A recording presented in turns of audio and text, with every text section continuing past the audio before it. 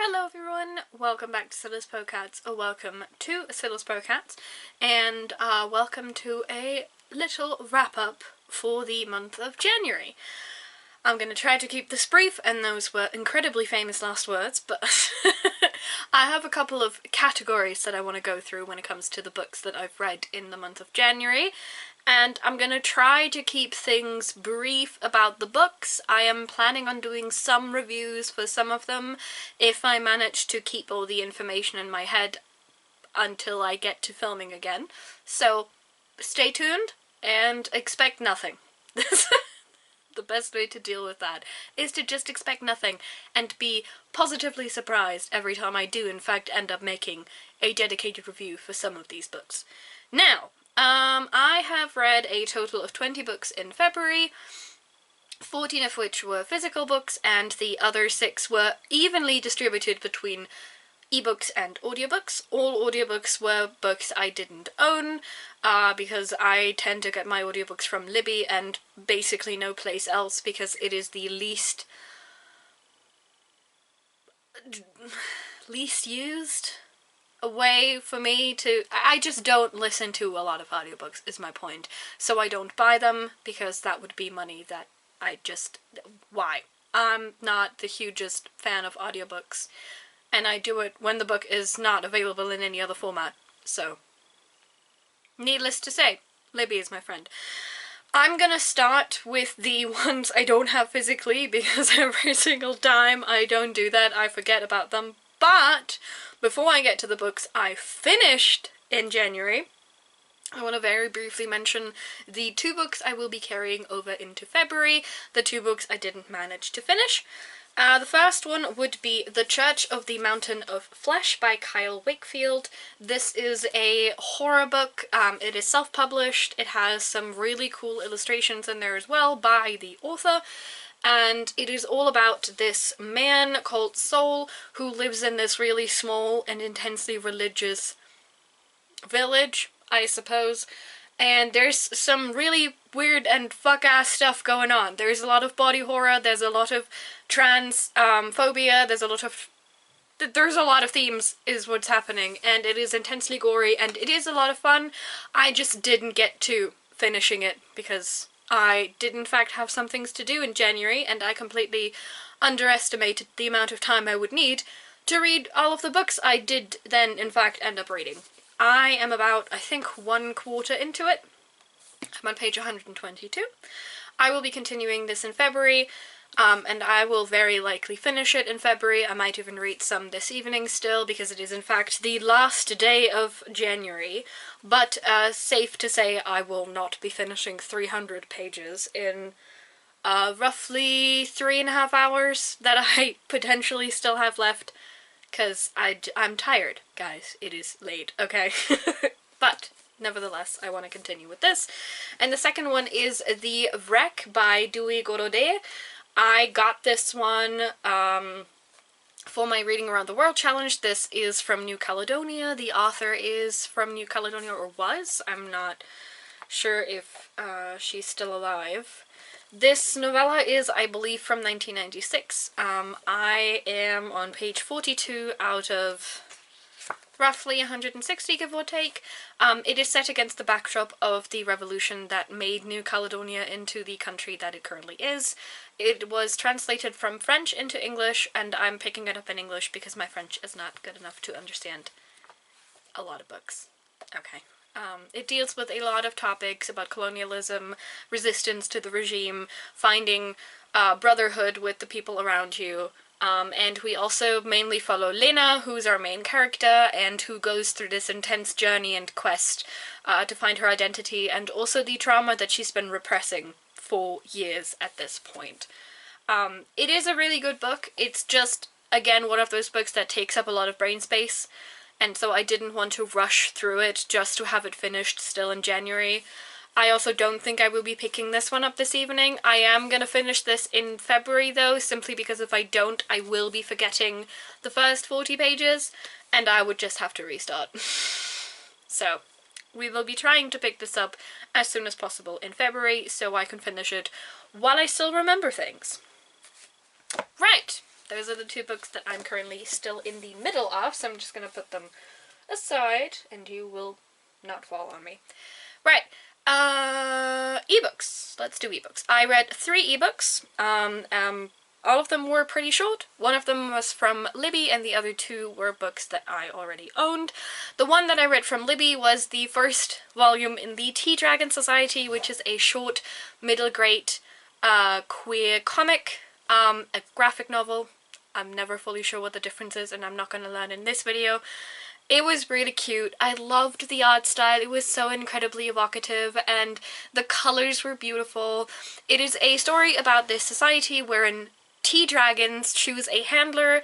The tea dragons are obviously based on actual types of tea, and they have different personalities depending on what tea they are and how easy they are to handle versus how difficult they can be. And it was so wholesome. It was so sweet. I think I'm gonna try and continue on with the series because I think my library has the other volumes as well. It was so wholesome, and I really loved it. Had a lot of found family vibes, we know the drill. It was really good. I highly recommend it, actually. The other 2 were books that I owned as ebooks. The first one was What the Dead Know by Nhi Vo. This is part of the, I think, Into Shadow series, which is one of the couple of ebook series that Amazon puts out every once in a while. They usually resolve around some sort of common theme. They are usually, I think, 6 novellas long, and as I just said, they are not books, they are novellas usually.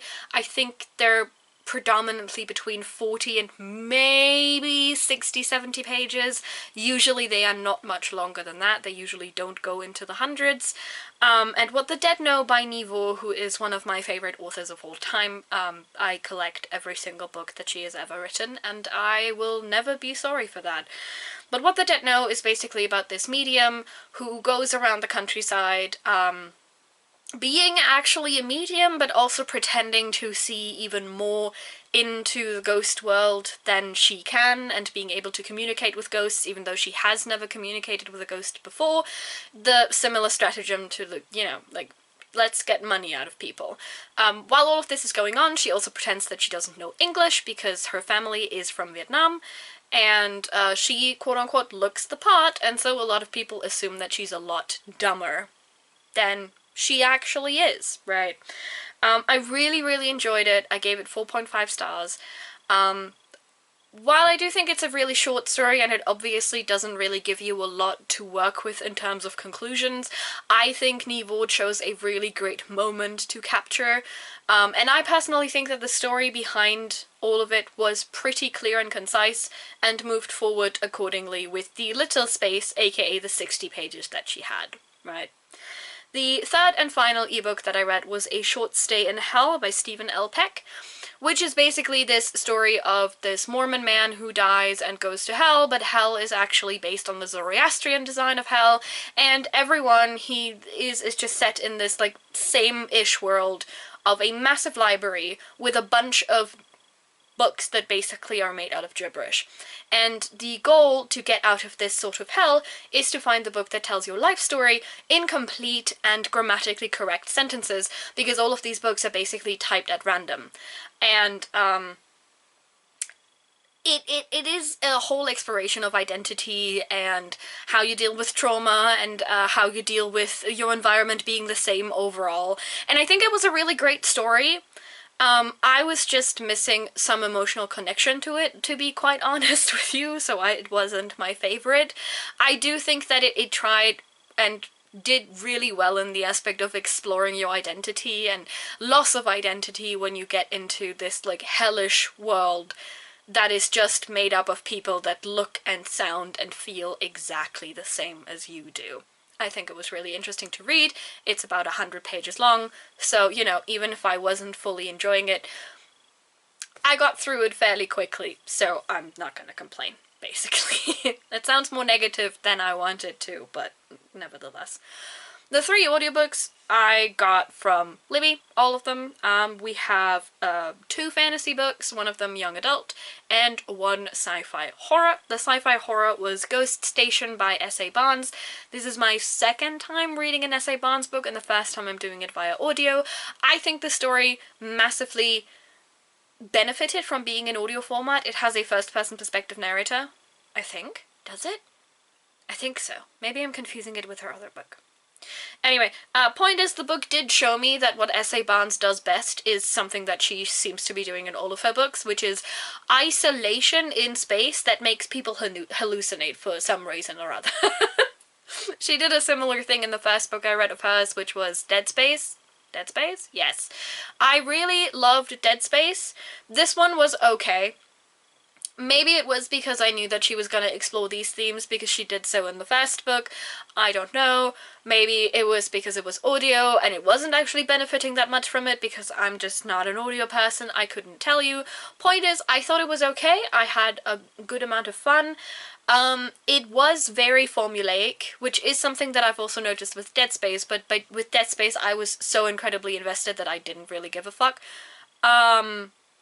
With Ghost Station, it was a bit more like, oh yeah, I know where this is gonna go now, and the characters were incredibly formulaic. They were basically fulfilling their role, and that was pretty much all they did, which I am fine with, but I do prefer my characters with a little bit more meat on their bones, more often than not. So I think I gave it a 3.75, which to me is I had fun, it was a good concept, wish we'd had a bit more to chew on kind of vibe. And then one of the fantasy audiobooks was The Butcher of the Forest by Primi Mohammed. This was a very short audiobook with just about 4 hours, I think, give or take.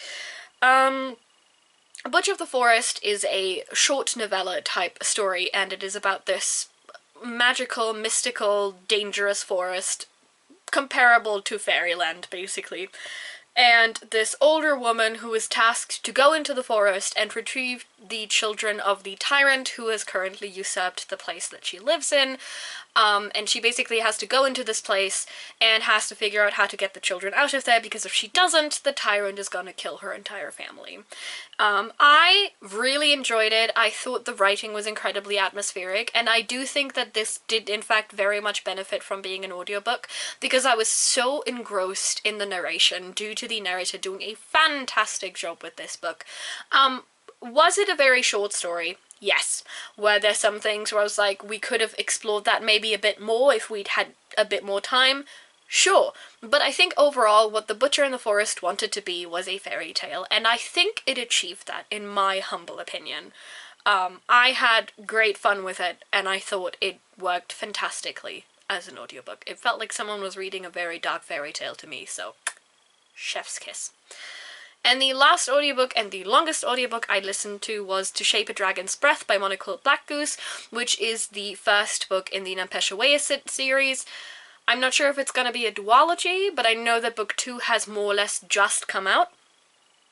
This is a YA queer indigenous fantasy book, and it is set on this island group, essentially, that has been colonized by a massive empire that is looming in the background over everything, and our main character, Anarchus, is an indigenous young girl who finds a dragon egg, and the dragon hatches and bonds with her, despite the fact that no one has ever seen, or it has been a very long time since a dragon of this kind of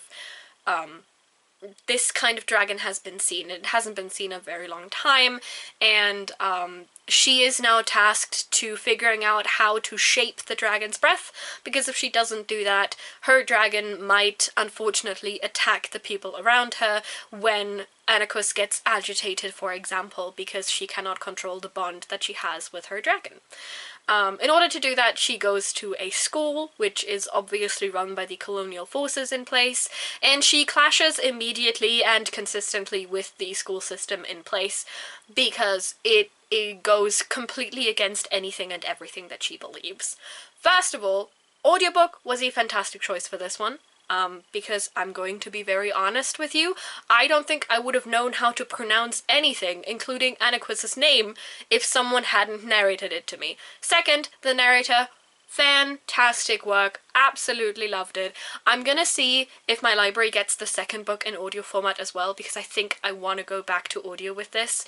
And also, the book itself is written in a way that is very reminiscent of oral storytelling, oral story traditions. This is also part of the narrative as well. Part of the actual story is that stories are being told to people, and I thought, audiobook, excellent choice for this. I don't know if I would have enjoyed it the exact same way as I did were I to go physical.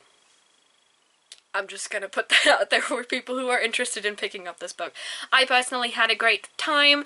I do think it is noticeable that it is YA. There's a lot of things that get resolved in ways that might make it seem like we're getting off a bit easy. I've also seen some people say that they didn't like the book as much because they thought Anaquiz as a character never really changes, and while I do agree with that, I think it is also incredibly refreshing to see a character who is so adamant in refusing to engage in colonial narratives, refusing to engage in people who push colonial narratives, and refusing to back down from what she knows is the right way. Now, were there some moments and instances where that kind of bit her in the ass when she was engaging with people who were also victims of the colonial powers in play, whereas she didn't really know how to deal with that because she had such a set mindset of like what is the right way to deal with things? Yes, and I appreciated those moments because they did in fact show that Anaquiz is also, I think, 15 or 16. I'm not fully sure anymore how old she is. I know she was a bit on the younger side.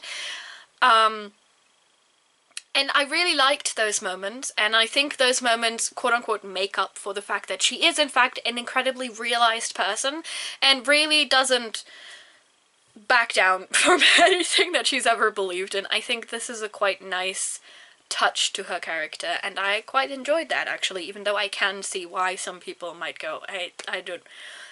Does anything ever happen with her? Because what is this? But I'm very intrigued to pick up book 2. I'll see how my library gets them. I might buy them myself to put them on my shelf because I liked them so much, which is rare for me when it comes to YA, so I'm always happy when that happens.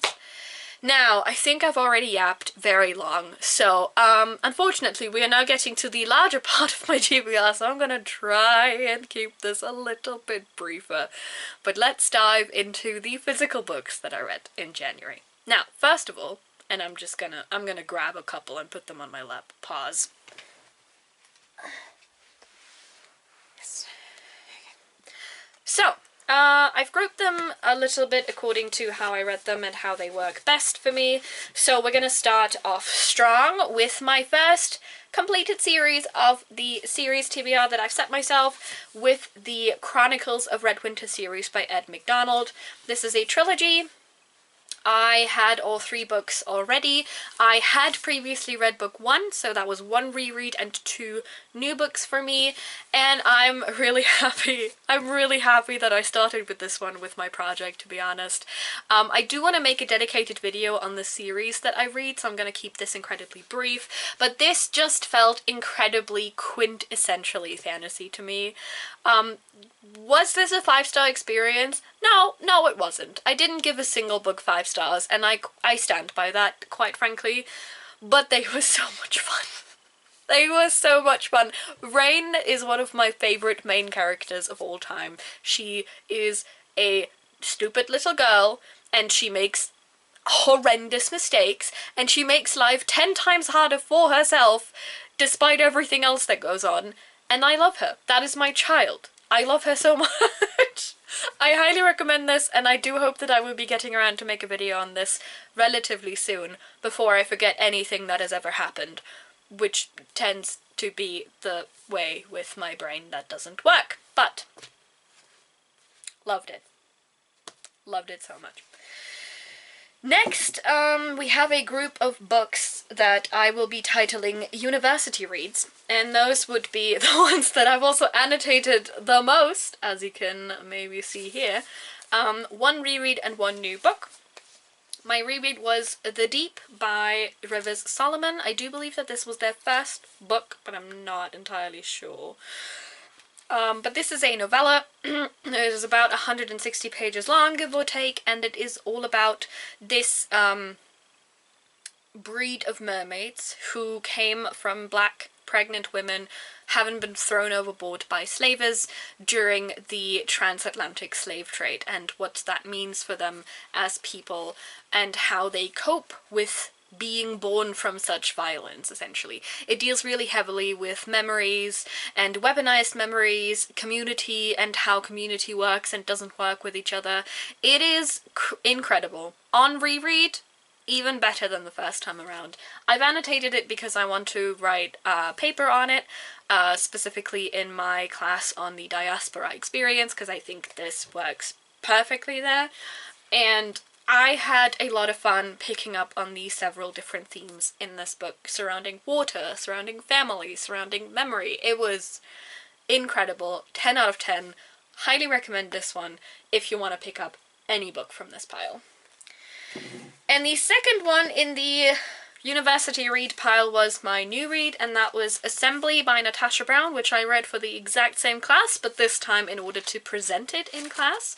This is also more a novella than not. It is 100 pages, give or take, and it is presented from the perspective of a black British woman working within Britain, working in the financial sector, and how she thinks about her life, essentially, and how racism has done a number on her. And the thing that makes this book so fascinating to me is it is mostly written in smaller vignettes and smaller pieces that don't really make a whole lot of sense.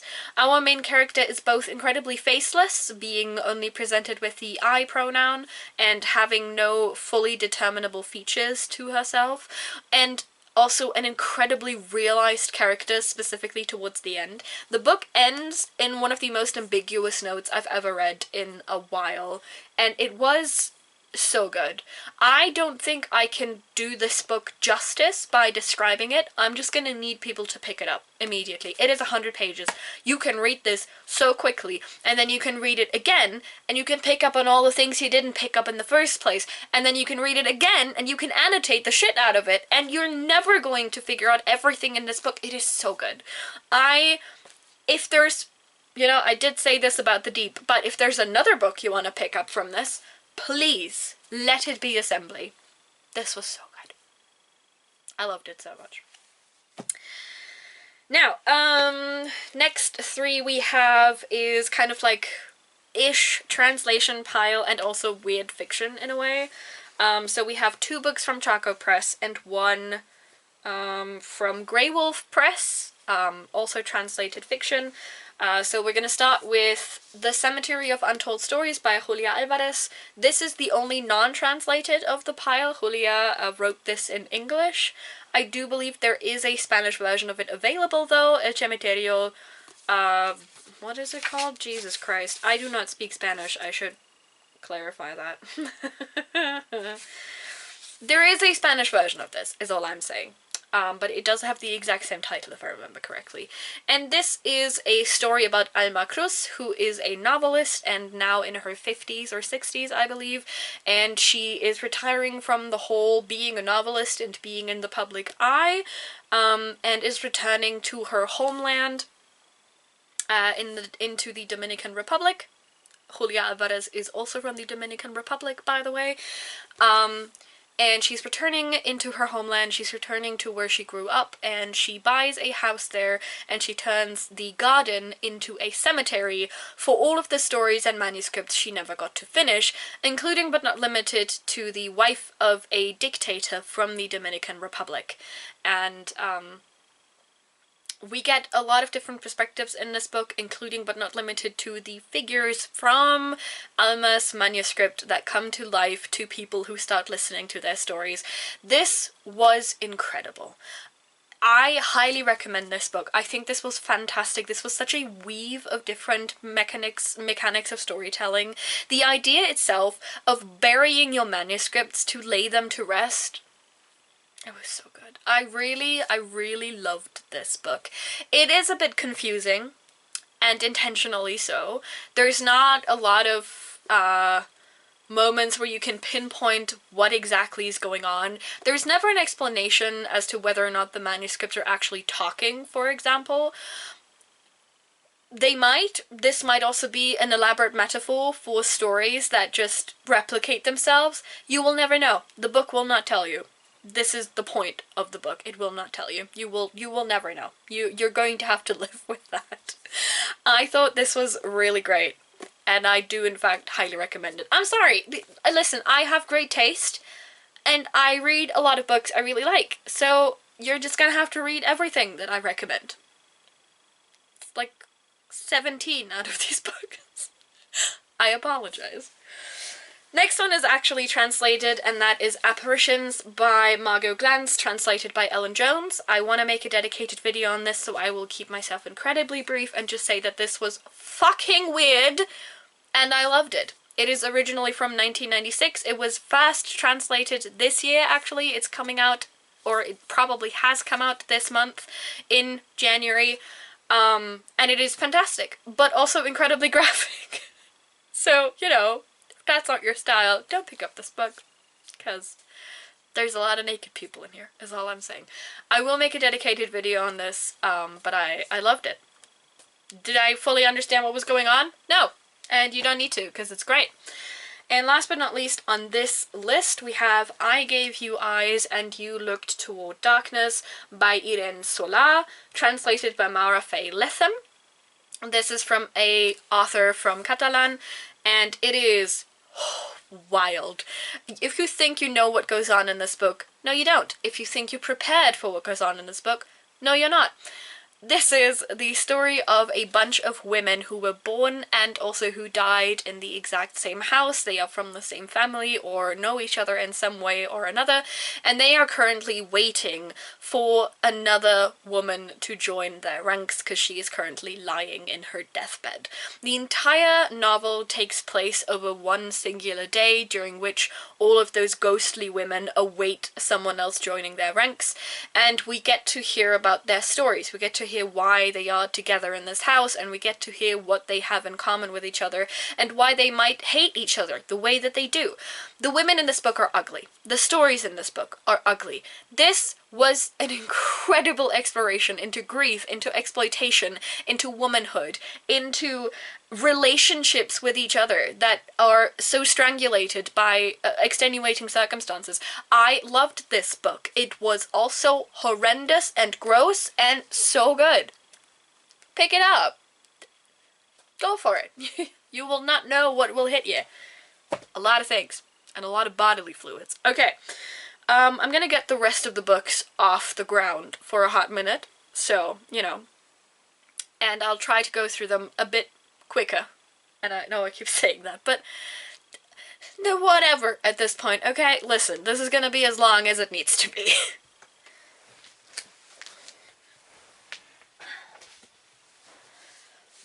Alright, so we have 2 more groups to go through, and we will be doing just that. The first one is Illumicrate books I read that didn't make it into my top books of the month. The first one would be My Heart is a Chainsaw by Stephen Graham Jones. This is the first book in the Indian Lake trilogy. Stephen Graham Jones is an indigenous horror author. This is my second time engaging with his books. The first one I read was... I've forgotten the title. I will be putting the book somewhere around there, probably. The book will go there. This is my second book of his that I'm reading, and what I've noticed about his works is he starts out incredibly slowly to build atmosphere, and it is hard sometimes to get through the beginning because he loves to just make you make your way, violently so, through whatever the hell is going on in this book. But this is essentially about a young girl who is incredibly into slashers. We don't really know why, but there seems to be a lot of trauma going on, and she really wants a slasher to happen in her village. Because that's what healthy people do. I enjoyed this. Like I said, it is a slow start, but I really enjoyed this. I'm very excited to get to the other 2 books in the series. I just have to wait on my friend who would like to buddy read these with me. So, no pressure, Steph, but when are we gonna keep going? Because I really want to keep going.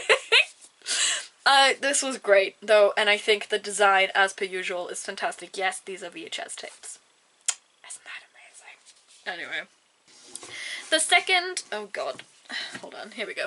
The second Illumicrate book I also read was actually one from the Illumicrate boxes, because I got the Indian Lake trilogy on its own as a series, and that was The Second Death of Locke by V.L. Bovellino. This was my first time reading the author. I think this book looks absolutely stunning. It is the first in, I believe it's supposed to be a trilogy, some sort of series.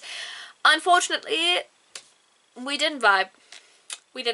I had some issues with this book in how it presented itself, how it presented the narrative, how it dealt with certain aspects of the narrative. This is an adult fantasy. It did not read like an adult fantasy. It read a lot more like a YA fantasy, specifically in how the main character dealt with some of the issues that she was encountering, and I was not a fan. I might make a dedicated video on this to talk about some of the issues I have with current fantasy publications. Not all of them, but a rule of thumb that I keep seeing crop up more and more that I just... not the biggest fan. I gave it 3 stars, I think. I think this might even be my lowest rated book of the month. That's, you know, it's a good sign, because it means I had a good reading month. 3 stars is the lowest, but it's very sad that it's this beautiful thing. So, you know. It is what it is. And now, to the 4 books that I liked the most out of this entire month. 3 of which are sci-fi. So, sci-fi month? Potentially. The first one is the one I actually finished last, I believe, and that would be The Membranes by Chitawe, translated by Ari Larissa Heinrich. This is a Taiwanese sci-fi story from 1996. It is relatively short, with also just about 160 pages, or 150 pages, and this one actually also has an essay in the back from the translator herself, which I think is a really cool touch, because she talks a bit about the influences that the current time of this having been written in 1996 had on the novel itself and the shape it takes.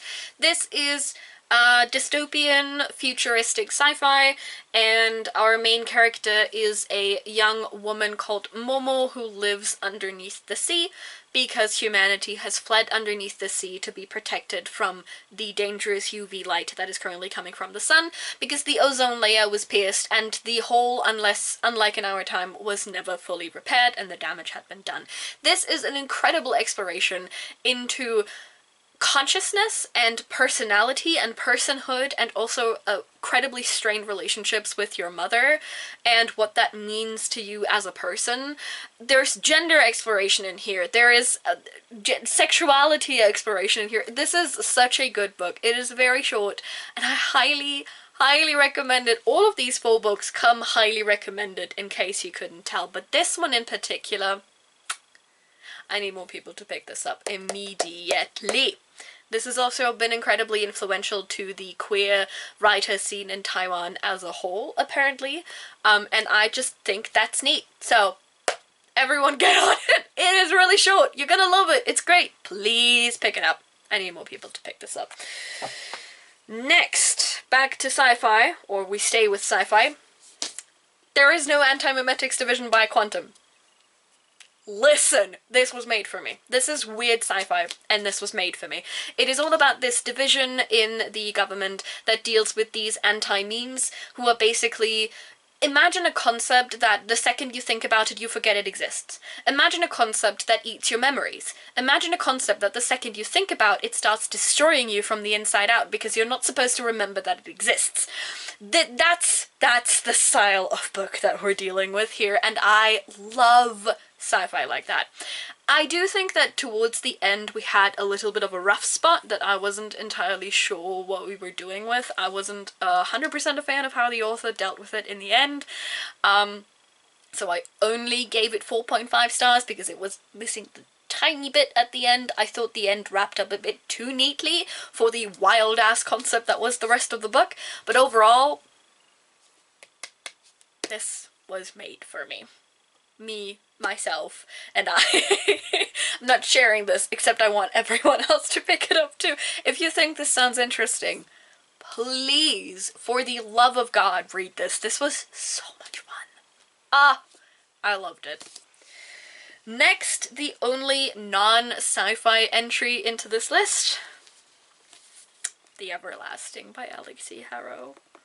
I was scared to pick this one up because it is basically a deeper exploration of a concept that Alexi Harrow has already talked about in a short story of hers, which was the Six Deaths of the Saint, about this saintly figure that keeps dying over and over again, only to be stuck in the same fate, essentially. And she said that she wanted to make a novel out of this, and this is the novel, The Everlasting. And I was a little bit worried because I was like, the short story was perfect. It had the exact right amount of pages to give me the concept and also give me feelings and make me cry like a baby. And I was really afraid that this book was going to be too much unnecessary padding for a concept that in its bare bones worked the best for me. And I was wrong. I was wrong. 5 stars. It made me cry so much. It deals with the same idea of this knightly figure that for some reason or other has to live through several time spans and reincarnations at instances of more or less the same fate, told from the perspective of a scholar who has to keep going back in time to see her, basically. I don't want to give away any more than that because I want more people to pick this up and go into it knowing basically nothing. Suffice it to say, there was a moment that made me cry so hard I had to put the book down because I couldn't read it anymore. So, please read this. I am not responsible for any emotional damages it will incur, but please read it. And last but certainly not least, we have another sci-fi on this list, and we have another Illumicrate edition on this list. Slow Gods by Claire North. This had me by the throat from the very first page, and it had me emotional from the very first page. I cried in the introduction, in the introductory prologue type chapter. I cried, and I was like, I'm not surviving this book, and I didn't. So Slow Gods is essentially also a type of memoir, basically. Being written from the perspective of a person calling himself Mamukana Navnatse, who dies at some point, and who still gets used by some entity or other. It's never fully explored as to how, why, and so on and so forth that happens, but this entire book is basically one massive, massive, massive analogy to climate change. That's what it is. We have these two binary stars, the lovers, who are supposed to be crashing into each other in a couple of, I don't know, years. I don't remember any numbers from this book. A couple of whatevers in the future. And when they melt together like this, they are going to destroy everything in their path for like a vast stretch of the universe. So it will be gone, right? And this inevitable catastrophe is coming closer and closer every day, and this entire book is basically an exploration of how humanity, or something that comes close to humanity, because we have a lot of alien structures and alien people in here, right, because it is sci-fi, so obviously. But it basically deals with how people are unable to comprehend slow and ever-encroaching death. And it deals with how when you start running away from things that are inevitable, these things are never going to change. These things are never going to be different. But the only thing that is going to be different is the fact that you will be unable to deal with it because you will have forgotten how to handle things. And if you close your eyes and if you keep looking away from it, it will still kill you. Because there's nothing you can do except live in the moment and understand that you have to do something to try and save your people. Because otherwise, you're gone. There's no running away from this. And it was so good. It was so good. Did it make me cry? Several times. Did it give me hope? Not really. But it gave me resilience in a way to look forward to. And it is an incredible read. I really want more people to pick this one up in particular. I've heard that the author has also done an amazing job with their retelling of, I think, the Odyssey, if I remember correctly. I think it's House of Odysseus, that's the series there or something. This was my first book I read of theirs, and it was so good. It was so good. The main character, Mamoana, is basically just a tool to look into the story. That is important to remember. But he becomes a person throughout the text. And, it was so good. I don't know how else to tell you how good this book is. I need more people to pick this up. All of my sci-fi homies, this one. I want us to pick up this one. I really, really do. I also want people to pick this up who don't really have a lot of experience with sci-fi, but who like to explore, like, different communities. And I would like for people who like their aliens to have, like, actual cultures to also pick this up. Because, boy, do they. Boy, do they. Please. This made me so incredibly emotional. I stopped reading this book for a hot minute because I was afraid I was going to completely lose it, okay? That's how much it got to me. It is such a good book. So that's my absolute highlight of this TBR. Not TBR, this wrap-up. That is making me lose my mind because it's so long. Anyway, with all that being said, I had a pretty good reading month, I would say. Some misses, some incredible hits, some books where aspects of it make me go, you know, we didn't need that, but whatever, it's fine. And books where I was like, no, I needed all of that, actually, and none of it was undeserved, none of it was something I didn't want, and none of it was something that we could have cut out for some reason or other. So, let me know in the comments down below if you've read any of these books. And equally let me know in the comments down below if there's any other books where I haven't explicitly said that I'm gonna make a dedicated video on that you would like a dedicated video on. I cannot promise you anything with some of these because it's been a month since I read them. And my memory is only so good. But I will do my best to accommodate some of these if you are interested in seeing a full breakdown of what I did and didn't think of the particular book. Also, let me know in the comments down below if there were any books in January that, like, fully blew your socks off. I want to hear all about that, because I want to read those too. I love reading books that blow my socks off. Indicative of the books I had in my pile of the ones I liked the most in January, you know? Anyway, I hope that you have a nice reading experience continuing onward into 2026, and that you keep having a nice reading experience, and I will see you soon.